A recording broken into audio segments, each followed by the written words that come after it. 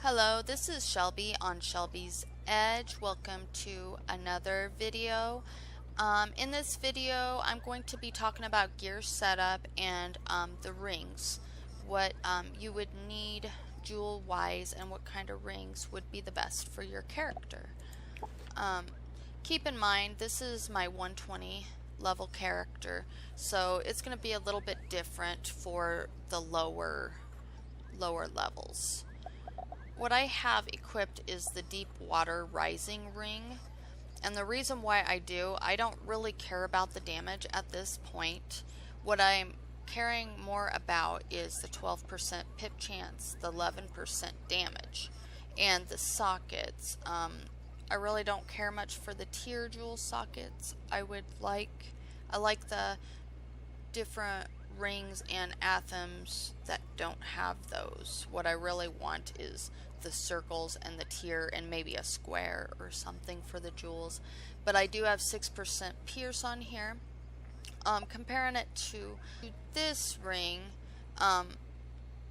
you know, the other ring does have the more damage and stuff, and a little bit more pip rate, but that's not what I was going for on the stats here. I want damage and pierce, and then if I can get some crit on top of it, I'll do that. But my main thing I'm going with a storm is the damage and pierce, because that's gonna, in my opinion, matter more than anything. And this one's got a square socket. The square sockets are more for, you know, resist and that kind of thing. And on this one, you know, if I'm wanting to boost up my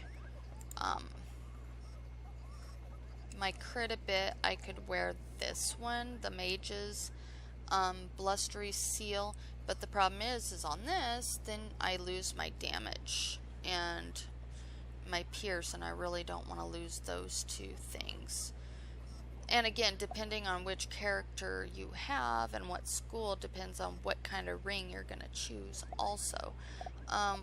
What I kind of want to show you for the jewels, like on the square sockets, these are mostly, you know, you have block. The problem is when you get higher levels, you need a lot higher block for it to actually matter. You know, for ice or life, I'm looking more for block. Now this is a resist. What I don't like is the resist just for a particular school, because then you have to really, you know, try to get some resist for each school. If you can get a jewel that's like universal resist, that is what you really want. But a lot of times on these, I'll go for the resist on the opposite school of what I am. But I'm just kind of showing you what these are. They're mainly resist and the block. And what I'm talking about on the block, you know, just looking at this, it looks all good and dandy, but this is crap for block rating. Because here, if you look at the bottom, it says total block is 5%. I have a 5% chance to block any of my enemies.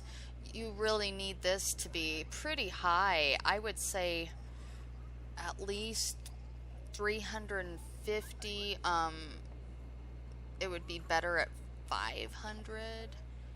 You know, once again, depending on what your school is and what you're going for, depends on what kind of ring.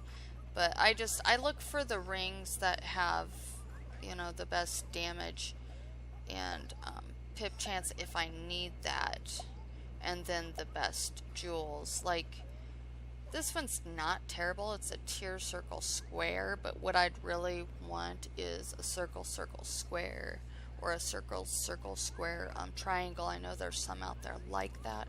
I do need a better ring, but the one I have for right now is decent, but it's only a level 76 ring.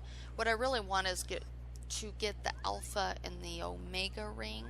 That would probably be about one of the best rings in the game for the higher characters.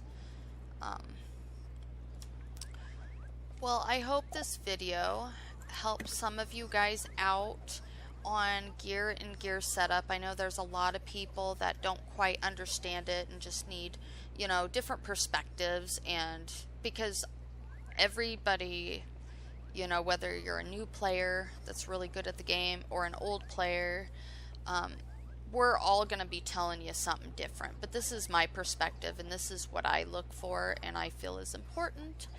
Go ahead and push that like if you like this video. Please leave a comment below, and thank you so much for watching. This is Shelby on Shelby's Edge, and I will see you next video.